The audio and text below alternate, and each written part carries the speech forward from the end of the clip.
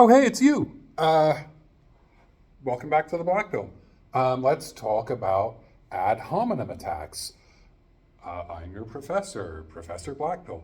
Let's talk about ad hominem attacks. This is bad faith debate tactics, part 104 or something. I don't even know anymore.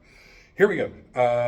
Literally ad hominem, an attack leveled against a person. As a practical matter, the effects of this debate tactic are varied. You know, they're widespread. It depends who's doing it for what reason, and we actually have quite a lot of ground to cover. This is usually presented as a simple logical fallacy. That doesn't go that doesn't go far enough. So we're gonna unpack it a little bit more and why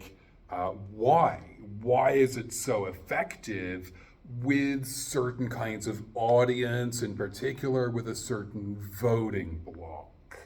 Remember, the debate has moved out of the debate hall and out into the public discourse where it's backed up by stuff like brigades and 8chan and shit like that. Okay. At its simplest, the ad hominem attack is a distraction. You know, I go, well, my opponent's tax policy has proven a disaster for the American economy. Data, data, data, data, data.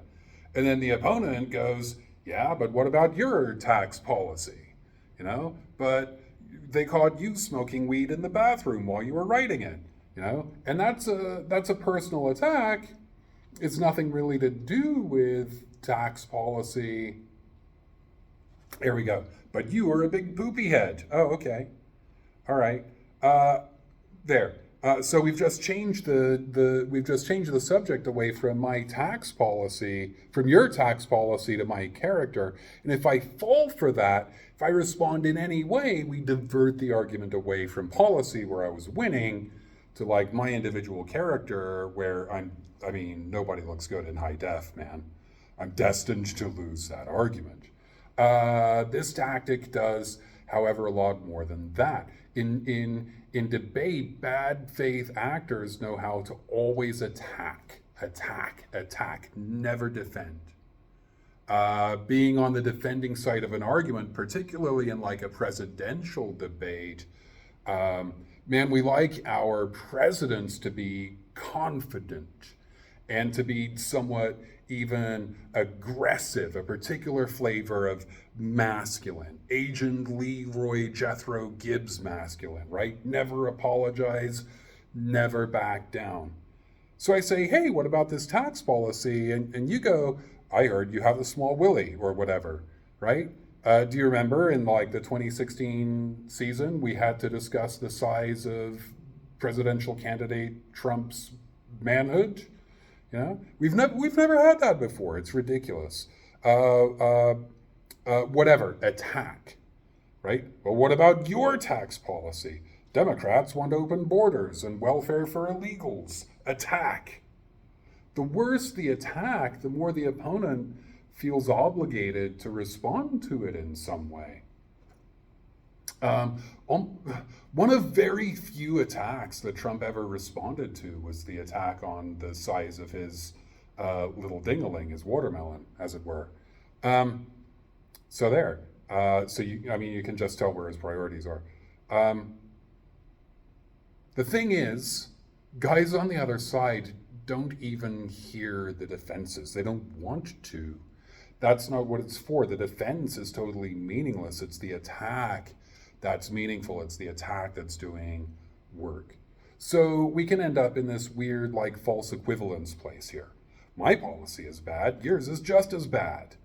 Logically, even if it were true that my policy were as bad as your policy, that doesn't mean anyone should vote for you or your policy. And it usually takes a long time, a lot of education, a lot of good faith to demonstrate that my policy actually is better.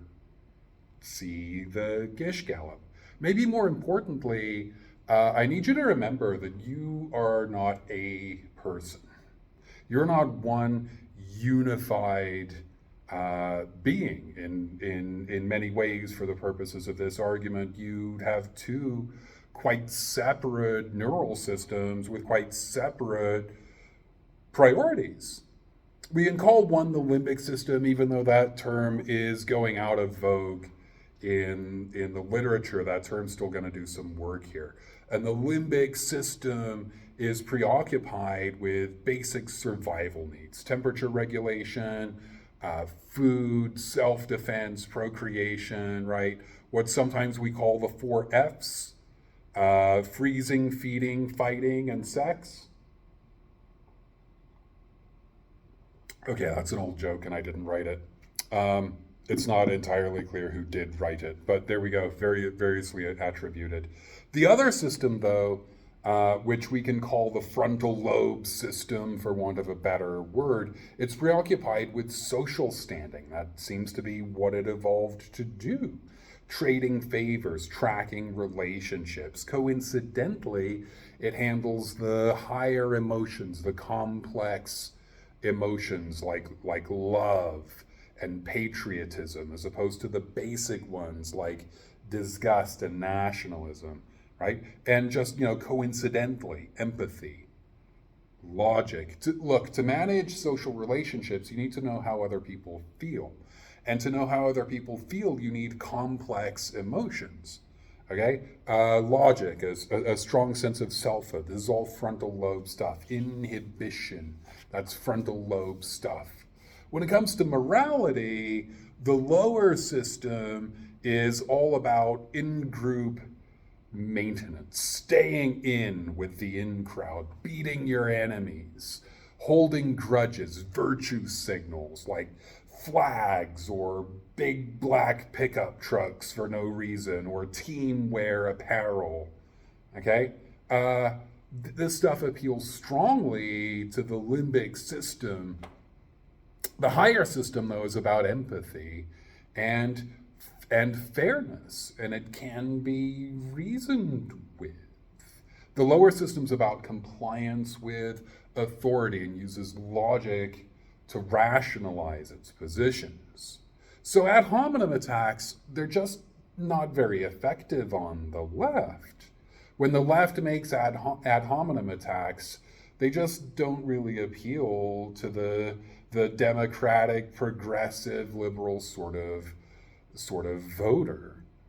Because that's the stuff we're voting against. And sure, I hear your complaints. Like, you can point to a bunch of individual cases, and the left does run attack ads. They do because they have to, right? At the base, though, strong central tendency, the right is appealing to grudges and fear and defense and stuff, and the left is appealing to hope, to like what we could be, to idealism. And when the left is running attack ads, it's because that sort of middling voter, if you don't smear the right, it's easy to do smear stuff. It's very effective. It's cost effective. It's a winning strategy. And so if you don't do that, the right wins. So you have to do some of it. Okay, so Trump is out there going like, what is it, Little Marco, Sleepy Joe, Crazy Larry, whatever it is. Rubio's physical stature is nothing at all to do with his policy positions or his voting record. Calling out his smaller than Trumpian stature is marking him as an outsider. He's not one of us, is what we're saying. So the things those guys attack don't have to be at all consistent, right? When Ben Carson is the enemy, he's sleepy. His eyes are usually almost all the way closed in a debate. I don't know what's going on. Maybe he's thoughtful or something. I don't know.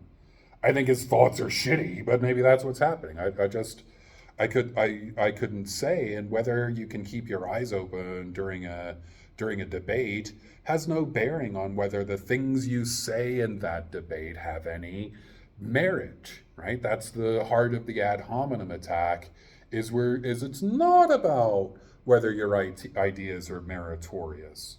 Okay, but it's inconsistent when Ben Carson later is the Secretary of HUD. We never mention the fact that he seems to be half asleep during all of his interviews. Take a guy like Bill Maher. Like, please, literally, take him. I liked him for a while, because he was anti-religion and he was anti-Trump, and the things he said were pithy and were an effective way to attack this enemy of democracy. But, he never really was a rational player. He platforms Nazis on a disturbingly regular basis, and he's been sucked down the anti-vax libertarian rabbit hole. He was always a flavor of libertarian. So one thing he used to do is attack Chris Christie for being fat. A 5-minute opening monologue that's really just a string of fat jokes. Then later, maybe in the same show even, there's Michael Moore sitting at the table for the panel segment. Big, fat Michael Moore. And he never mentions it. He never mentions Michael Moore's size because Michael Moore's a friend and Chris Christie's an enemy. The attack was never about. It's nothing to do with Chris Christie being fat. It's about Chris Christie being in the out group and therefore a valid target for whatever sort of attack you want to lob at him. When Bill Maher is saying Chris Christie is fat, he's not saying he's bad because he's fat. He's saying he's an outsider, and so any kind of attack is justifiable against this guy. Outgrouping. Okay, the fat is just a pretext. I hope none of this is a surprise to you because I've known it since I was 10. My family had moved back to Britain after a short stay in California to tend for aging family, And I'm in another new school, a new elementary school, and I was attacked relentlessly. The reason given was always that I was an American. I had an American accent. But there was another kid in the same year who had an American accent. And he was cool, man. Everybody liked that kid. So the American thing, that was always pretextual, right? They were attacking me because they didn't like me. And probably they didn't like me for valid reasons, that I had really super shitty social skills combined with invalid reasons, in-grouping and out-grouping stuff. And, and the social skills thing wasn't my fault necessarily. It's because I'm autistic, and what do you expect of an autistic 10-year-old, right? But I've always known, I've had this education really early, that the reasons people are attacking are probably pretextual. It's an excuse. And they're attacking you because you're easily victimized. Okay? When it comes to bad faith debate tactics, especially those on the American right, America with a K, on the right, a lot of this is shit your mother would never let you get away with. But he's doing it too. But Billy's mom lets him stay up late. There's so much of it that I'll probably end up doing a whole video on this at some point later. But your mom would never let you get away with this kind of inconsistency on picking on someone for irrelevant reasons, Or like if you're younger, maybe your mom taught you to do it. I don't know. This is bullying. It's bullying and dominance behavior. Remember, the right loves a certain kind of masculine, toxic masculinity, or what we used to call hegemonic masculinity. You show your power with that weird Trump handshake that pulls the person in and off balance, Or, Obama too, sure, of course. Obama, the handshake and the really firm grip that's held just a little too long and the hand on your shoulder, right? That non-consensual touching, right? That's power, dominance, big dick energy, if you like those kinds of terms, And you show power with that, and with name calling, with attacking, never defending, with controlling the conversation. So another brief diversion, bullies. The idea of the bully victim, The kid who beats up other kids for their lunch money because their dad is a domineering prick and shit rolls downhill. I mean, well, that happens. You know, you can certainly point to a few individual cases, but that's not at all the most common kind of bully, and you know it. Most bullies are very popular. If you ask elementary school kids in your year, who are the nice kids? And in your year, who are the popular kids? Same answer. Elementary school, same answer. The nice kids are popular, and they're popular because they're nice and everybody likes them. By the time you get to middle school, that's not necessarily true. And by the time you get to high school, the transformation is complete. Like, the nice kids are unpopular, and the popular kids are not nice. They're popular, but you can't really find anyone willing to say that they like them. That's paradoxical. It's like that Yogi Berra thing about the restaurant nobody goes to anymore because it's too crowded, right? It's paradoxical. Most bullies are very popular. Finding my place in my notes. You maintain your popularity by cutting out some vulnerable kid from the herd and attacking them. Usually just verbally, teasing, taunting, insults, whatever. You're not above fisticuffs if it comes to it. And there's always this gang behind you, right? Making sure it doesn't come to that because you've singled someone out and they're outnumbered. So there's a kid with a zit or an accent or not this year's sneakers or whatever it is, and they're alone, and you absolutely savage them verbally. And everyone else just kind of looks on. All the other unpopulars, they might even cheer for this, but mostly they're just hoping they're not next. They hope not to be singled out for this treatment next. So the clique, the Heathers or the Pink Ladies or whoever it is, they're totally outnumbered. But if all the other unpopulars rose up, they could rip those Heathers or Pink Ladies or whoever it is to absolute pieces. But they're disunified. The outgroup is disunified. They're balkanized, if you like. So, what is the guy in 2015 running to be the world's most powerful man with access to nuclear codes? Why does he need to go after Rosie O'Freakin Donnell on Twitter?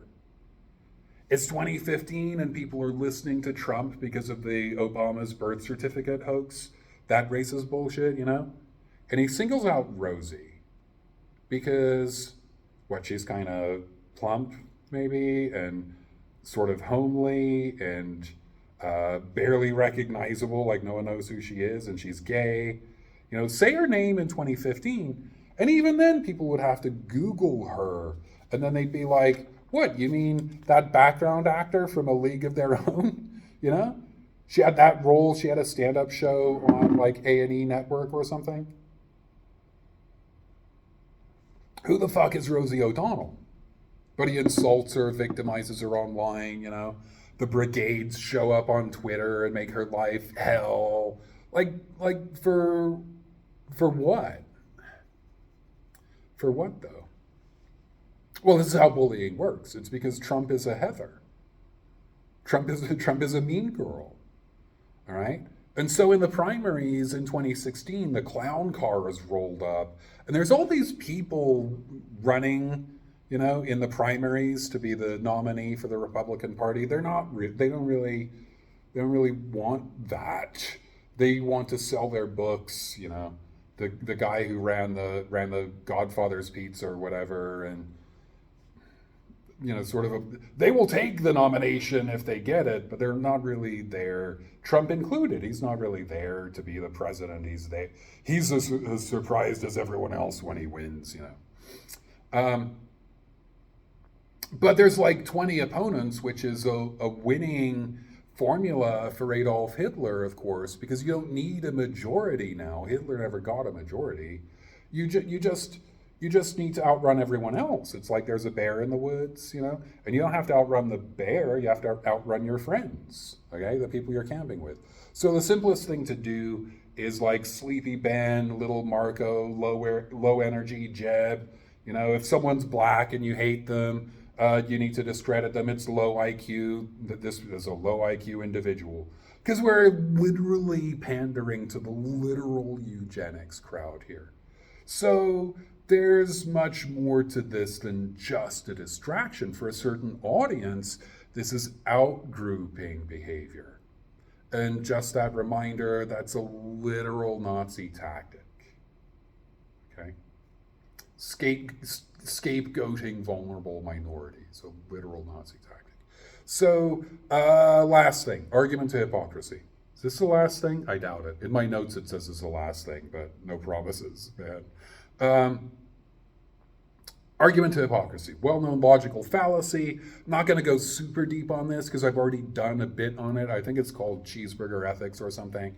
And it's based on an old Axios article that if you keyword cheeseburger ethics, it should come up. And it might be called something like, do ethics professors call their moms?